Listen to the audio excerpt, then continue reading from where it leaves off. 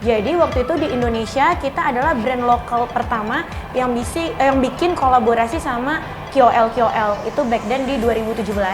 So kalau keywordnya dari Mizu sendiri, we don't wanna follow the trend, but we're gonna create the trend gitu loh. Kalau Gamal nih suka yang nggak sempurna gitu.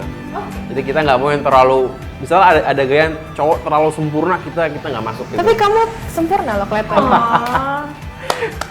Sukses atau enggaknya simply itu hype nggak sih?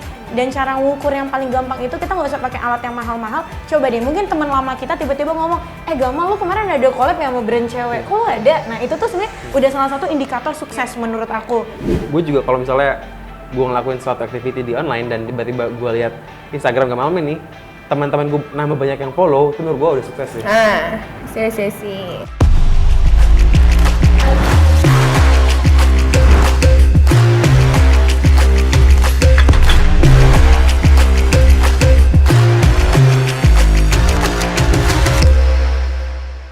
Hai semuanya, aku Joy Victoria and I'm gonna be your host for today. Dan hari ini kita akan ngobrol hal yang seru banget soal entrepreneurship. Di sini kita sudah kedatangan dua bintang tamu yang very inspirational dan sangat yang pastinya mengerti ya tentang hal yang akan kita bicarakan hari ini. Kita akan lebih fokus ke branding dan marketing. We have here Kak Gamal. Kak Gamal ini adalah founder dari Gamal Men, which is a skincare brand specifically for laki-laki ya Kak ya? Iya, untuk pria. buat laki-laki sih. Ya, dan kalau Kak Sasha ini adalah Head of Sales and Marketingnya Mizu Cosmetics yang merupakan one of top local beauty cosmetic brands di Indonesia. Thank you loh kakak sudah menyempatkan hari ini mampir ke sini untuk sharing insight bareng kita semua hari ini ya. Jadi kita mau ngobrol-ngobrol singkat aja nih Kak. Kalau Kak Gamal kan founder, jadi mungkin overall pasti ngerti dari sisi branding marketing, ke productions juga. Kalau Kak Sasha akan bahas dari segi branding marketing juga. As we know kan branding dan marketing itu is a huge part ya Kak when we're talking about a business gitu.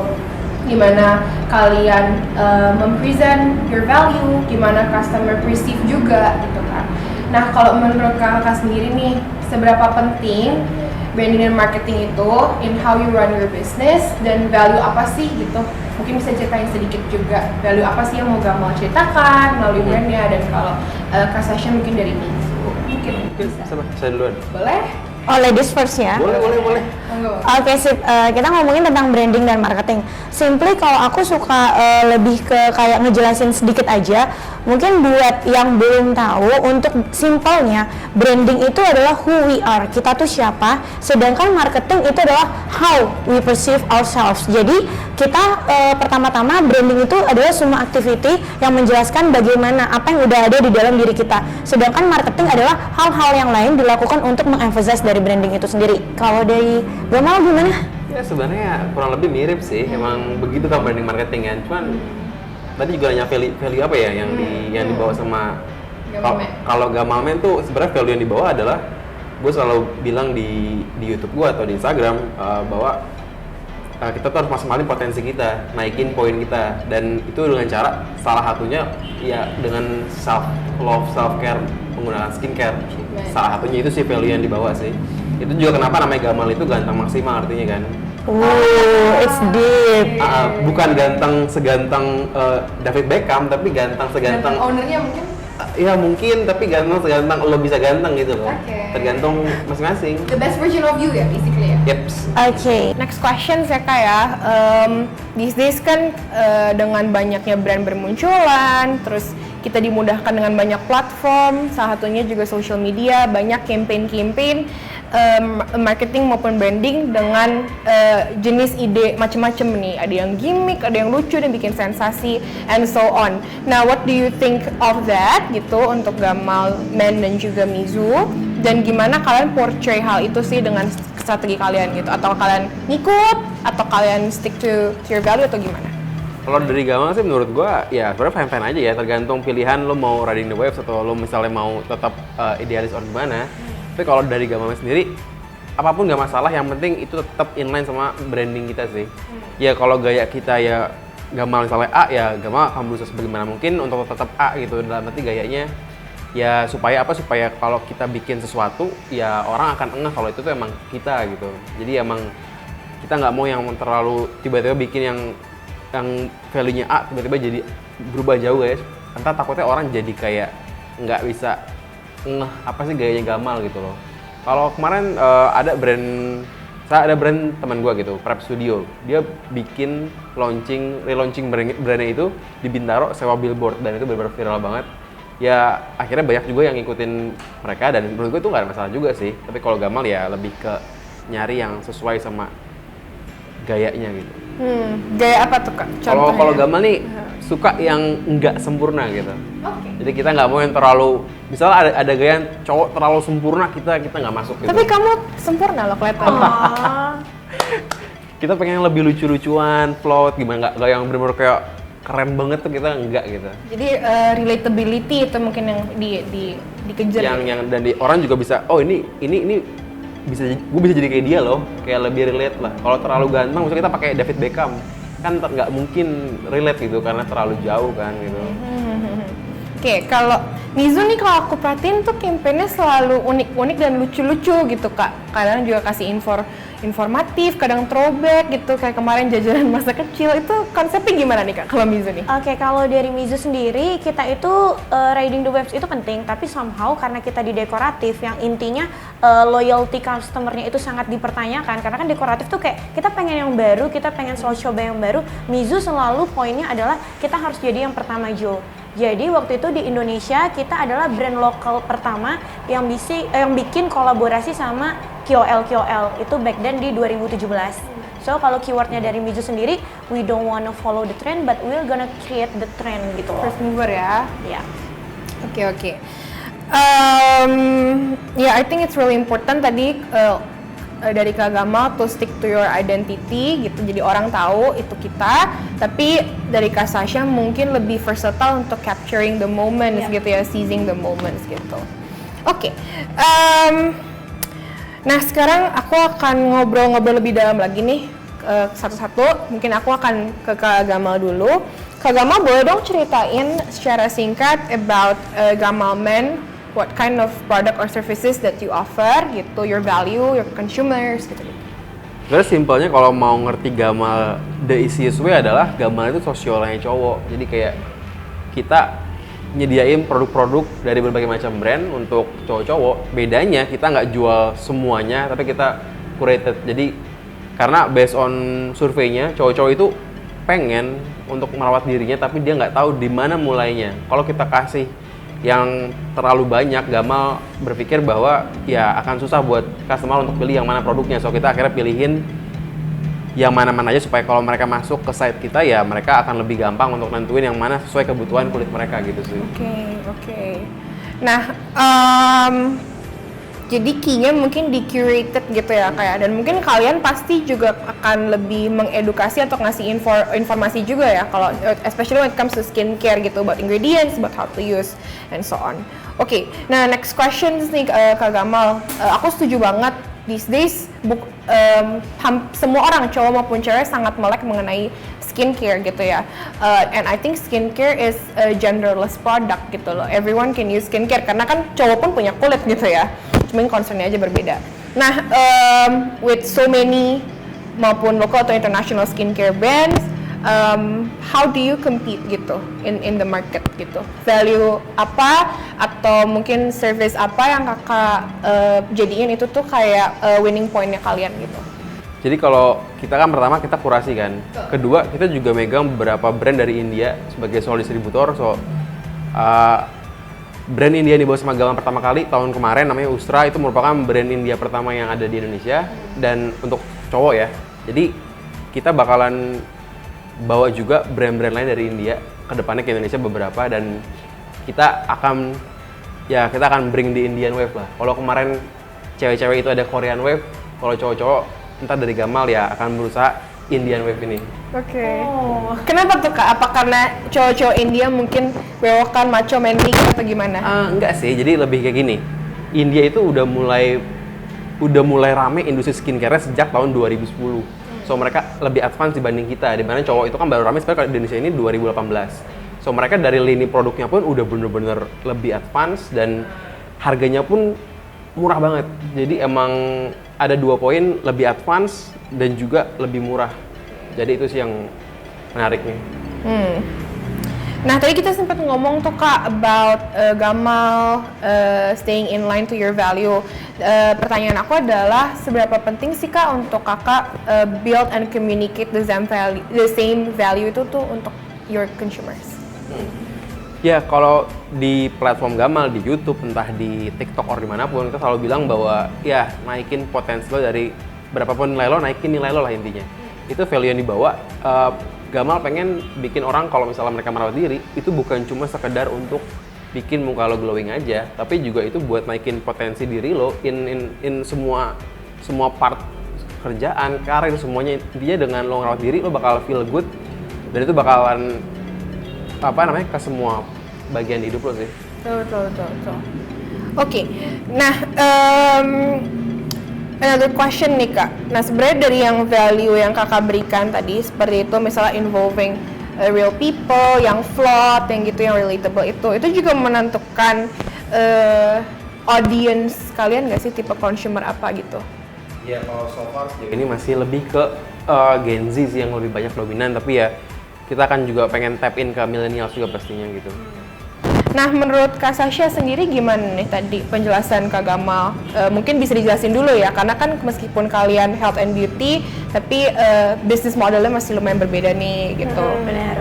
Gimana? Oke, kalau dari Gamal sendiri, kita bisa bilang kan itu curated market gitu kan. Dan aku lihat kelebihannya Gamal sendiri tuh ada unsur rare. Indonesia itu kan maksudnya manusia pada dasarnya law of scarcity. Maksudnya sesuatu yang langka kayak skincare India, it's gonna be kayak sesuatu yang wow, menarik banget kan. Nah dari aku sendiri, aku itu bisa dibilang produsen kosmetik karena kita 80% semua produk kita itu dibuat di pabrik sendiri. Nah buat dari kita lebih eksperimental banget. Jadi ketika we are tap into decorative cosmetic, kita bikin sebanyak mungkin produk, sebanyak mungkin warna, pigmen dan lain-lain, dan kita akan lihat bagaimana consumer kita suka yang mana. Itu yang kita pertahanin, yang udah nggak oke kita akan discontinue. Kalau Gamal itu kan ibaratnya bagus banget, udah seleksi di awal, udah kurasi. Jadi orang tinggal pilih yang udah bener-bener oke banget. Kalau dari aku sendiri, karena aku juga sebagai produsen juga, nah kita kasih aja opsi sebanyak-banyaknya karena in the end demand yang akan meng-curated itu. Betul. Gitu sih. Oke. Nah, kalau tadi kita ngomongin soal brand value, branding and marketing strategies juga. Nah, sekarang aku lebih pengen bahas ke event sih Kak. Okay. Nah, jadi as we know kalau di beauty industry, event-event besar misalnya beauty bazaar atau exhibition tuh biasanya dibuat oleh media. Yeah. Nah, Mizu ini merupakan yang pertama brand yang bikin offline events involving so many other brands juga, nggak cuma kosmetik aja, tapi ada soft lens, ada kopi, nanti selain itu juga involving banyak KOL gitu kan ya, ada offline mansion-nya juga nanti kan itu eventnya si Mizu Mansions itu. Nah, boleh diceritain sedikit kali ya Kak nanti soal eventnya? Oke, jadi sebelum aku sharing, tentunya kita bakal lihat cuplikan recap dari event Mizu Mansion. Event ini kita buat ketika di tahun 2019. Acara VIP Preview dan Press Conference Mizu Mansion.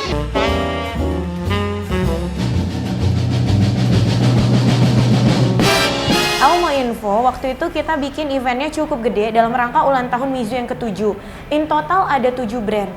Nah kita satu-satunya brand dekoratif, sisanya tuh kita kerjasama dengan brand-brand yang actually itu bukan brand lokal. Tapi misalnya kayak Nivea itu kan dari Jerman, Remington itu dari Amerika. Jadi kita bener-bener mengkolaborasikan semua brand itu. Kita juga punya bundle khusus.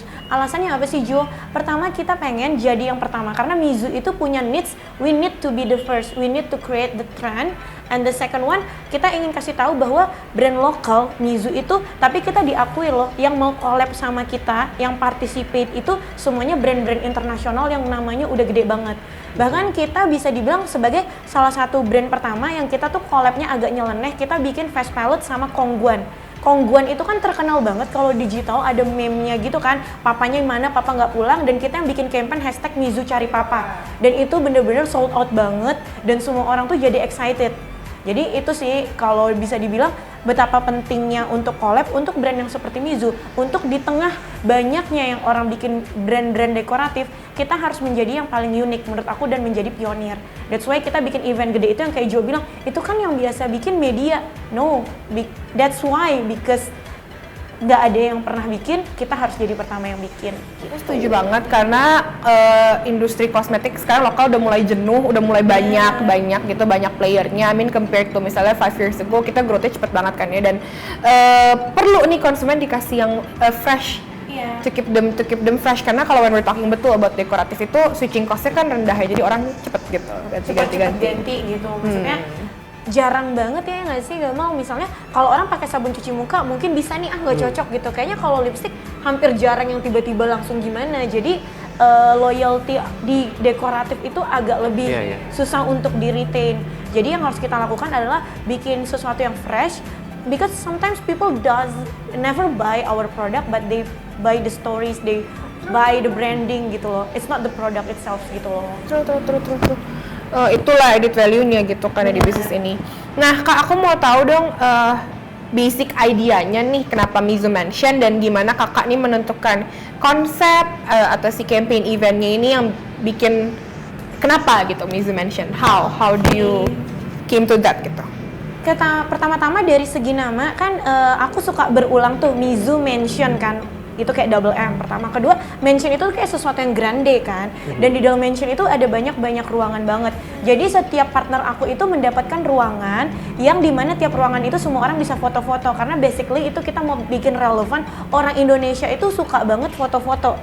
Kadang-kadang tuh kayak cuman di mall ada kayak bagus dikit ya kan, foto yang kayak gitu. Jadi aku di situ pengen relevan, kita bikin kayak real life dan mereka bisa ngerasain 360. Jadi campaign kita, bundling kita nggak cuma dijual online, kamu bisa beli offline, dan bahkan setiap brand itu ada representasinya. Aduh susah banget ya aku ngomong. Di setiap ruangan-ruangan mansion itu. Jadi ide awalnya kayak gitu sih, dan aku pengen walaupun itu namanya Mizu Mansion, setiap brand itu setiap ruangan bener-bener keluar personanya. Itu sih. Gimana cara menentukan brand apa yang pas untuk berkolaborasi bisnis dengan kita gitu, dan itu kan berarti mungkin lebih ke PIC-nya gitu ya Kak ya. Dan ada nggak sih Kak pengalaman mungkin yang lucu atau mungkin nyebelin atau ternyata nih collab-nya kurs gitu? Oke, gimana ya, aku nggak tahu, mungkin faktor luck juga ya. Jadi ketika kita ngajakin itu mostly rata-rata langsung mau gitu. Pas ketemu mau. Hebat ya? Hebat, laku gitu. Jadi kayak belum ada sedih yang kayak ditolak atau diabaikan, dan kita selalu ketemu. Kebetulan PIC-nya itu tuh yang proaktif banget. Dan bahkan kita banyak jalan bareng, jadi kita brandingnya sama-sama dapet. Dan secara sales, jadi aku tuh ada collab dengan salah satu startup kopi di Indonesia. Kita bikin lip cream kopi pertama di Indonesia, dan kita sold out dalam waktu 3 hari. Karena partner kita juga banyak gembor-gemborin itu. Jadi overall bukannya gimana ya, semua yang bekerja sama dengan Mizu Mansion dan ataupun Mizu overall oke banget. Gitu. Lagi terakhir ya? Yang terakhir ya, kita juga waktu 12 300 piece lakunya kayak cuman berapa jam aja itu udah sold out. Jadi menurut aku penting banget sih kolaborasi, karena selain kita memperluas pangsa pasar kita juga belajar. Karena ada banyak hal yang aku pelajarin, terutama kan aku banyak banget collab sama brand yang non lokal. Aku tahu oh ternyata kalau yang international brand tuh kayak gini. Jadi aku belajar juga sih. Oke Kak Sasha, seru banget. Mungkin setelah nanti pandemi ini berakhir, kita bisa bikin event yang lebih seru-seru lagi kayak gitu ya. Iya, bareng Gamal juga kan. Oh, boleh. Dalam waktu dekat udah bakal kok. Ditunggu ya kolaborasinya. Oke, nah kalau Kak Gamal sendiri kan tadi tuh sempat mention kalau si Gamal Man ini baru lahirnya Januari 2020, betul ya? Jadi agak mepet-mepet pandemi nih sebenarnya ya. Pas banget lahir pandemi tiba-tiba. Duh, kasihan tuh baru lahir langsung pandemi. Tapi ternyata laku banget ya.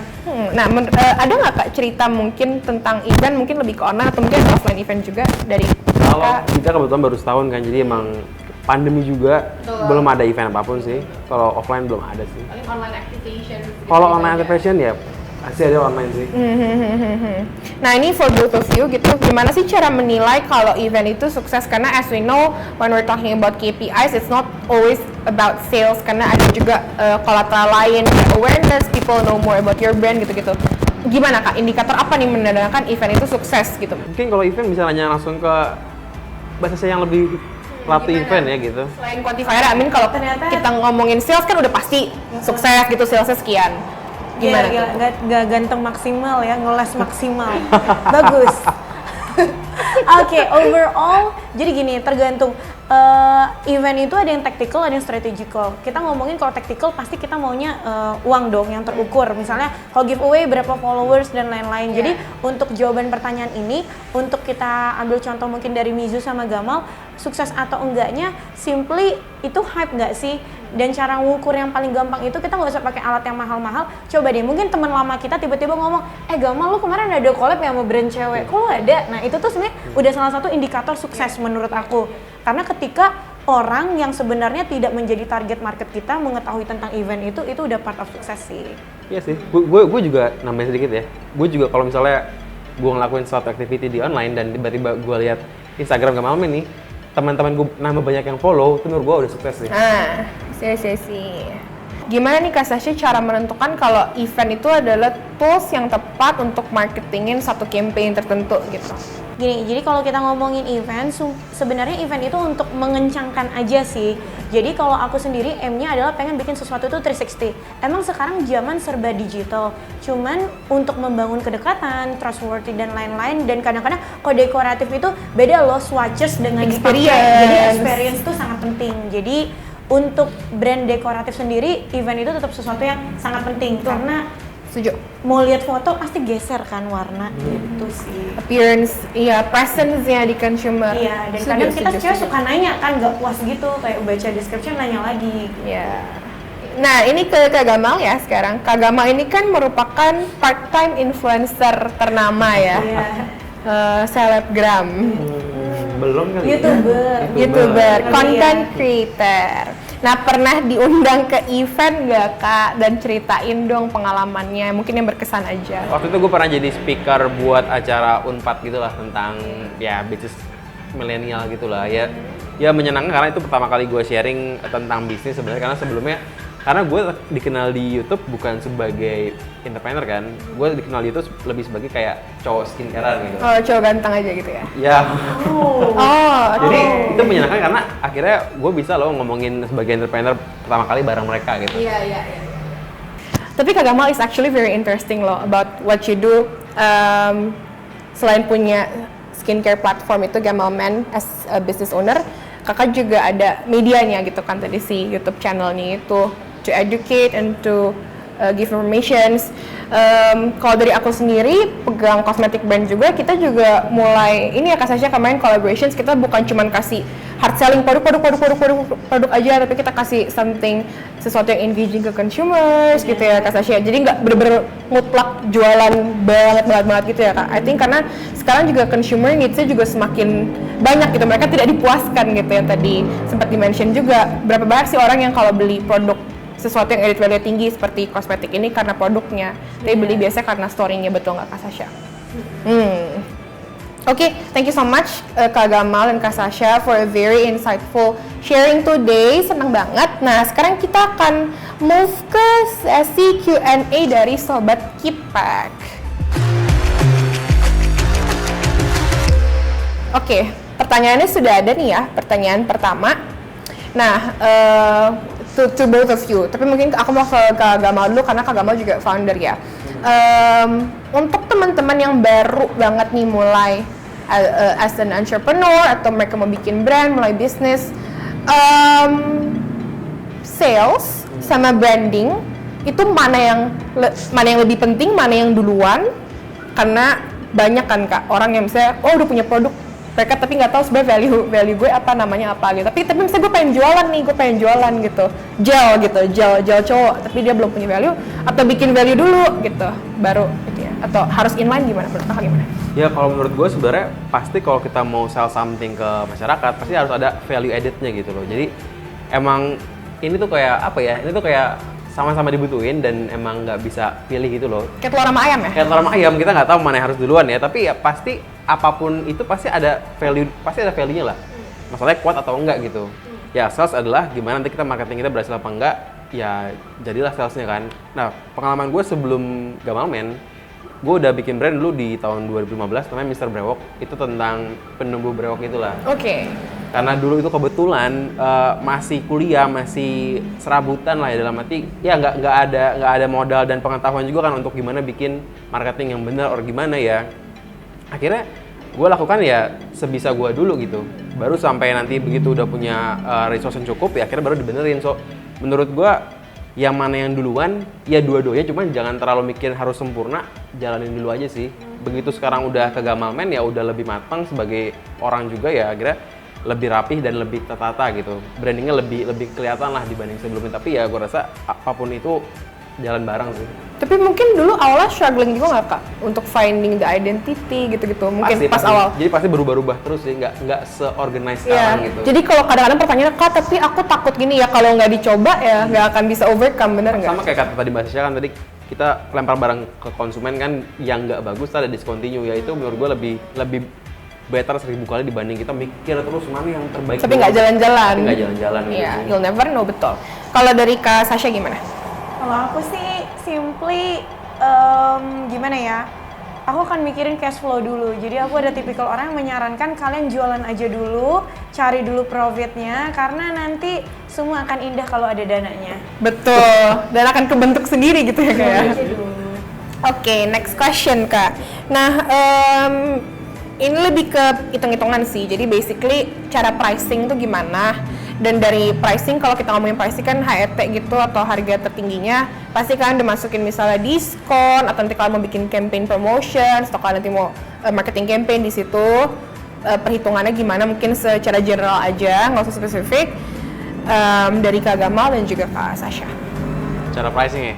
Jadi karena memang Gamal itu lagi pengen ngebawa Indian Wave tadi yang diceritain kan, so ya kita pengen orang nyobain dulu sih biar dia tuh nggak skeptis duluan. So kita kalau pricing pasti di bawah market sekitar 10% lah kurang lebih pricing kayak gitu. Kalau Kak Sasha? Oke, kalau aku untuk nentuin harga itu simple banget.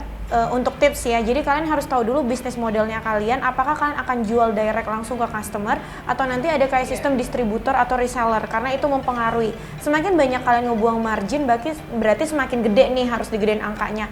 Saran aku untuk simpelnya aja, minimal tuh kalau barang jual itu minimal banget 4 kali lipat dari harga modal, itu udah yang paling gampang. Karena dia harus menanggung biaya marketing dirinya sendiri, dan bahkan takutnya kalau kita ada sistem reseller dan sometimes ada tactical kita mau diskon, udah gitu aja. Jadi modal kamu kalau misalnya 10.000 udah jual aja 40.000 minimal. 4-5 kali COGS. Iya. COGS tuh. Sip. Aku nambahin sedikit ya, kalau emang Gamal sebagai platform memang kita nggak gede marginnya, tapi karena kita nggak gede karena pertama kita nggak ada reseller. Dan kedua kita kebantu sama brand-brand yang ada di Gamal karena mereka yang marketingin sendiri, basically kita cuman jual aja gitu.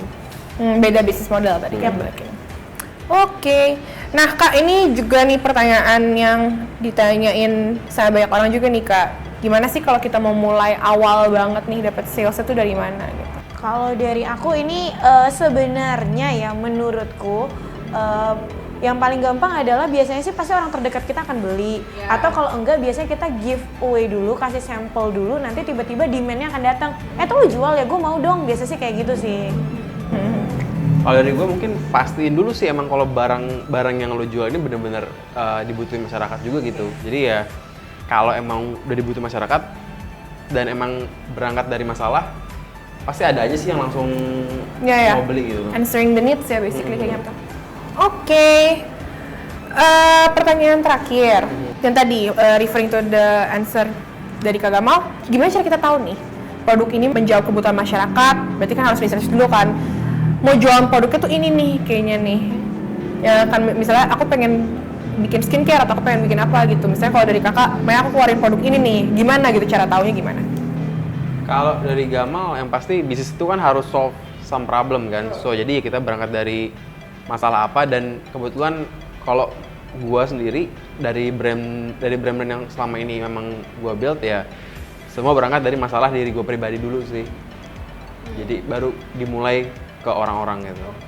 Oke, kalau aku agak sedikit mirip, intinya cuma satu, jangan pernah jual barang yang bahkan lu nggak perlu dan lu nggak mau pakai. Contoh maaf, misalnya kita menjual memutih gitu. Tapi kita sendiri yang pertama kali first layer yang jualnya kulitnya kurang cerah, orang nggak akan trust itu. Intinya sesuatu yang ketika orang lihat, misalnya kalau aku jualan hijab itu relate, ya kan? Tapi kalau aku maaf tiba-tiba aku menjual jasa tato, itu agak kurang Atau relate. bikini gitu. Iya, misalnya atau aku jualannya bikini, itu orang akan sedikit questioning because it's not relevant dan itu mungkin aku bahkan sendiri nggak pakai bikini di feeds aku. Jadi menurut aku yang paling penting adalah jangan pernah jual sesuatu yang nggak pernah mau lo beli, dan yang kedua tidak pernah memecahkan masalah diri lo ataupun orang pada umumnya. Gitu sih. I do agree. Thank you so much Kak Gamal dan Kak Sasha for a very insightful sharing session today. Tadi juga udah sempat ngobrol dan juga menjawab pertanyaan dari teman-teman sobat Kipak. So I want to explain a little bit about Kipak. Kipak ini adalah multi-channel fulfillment center di Indonesia.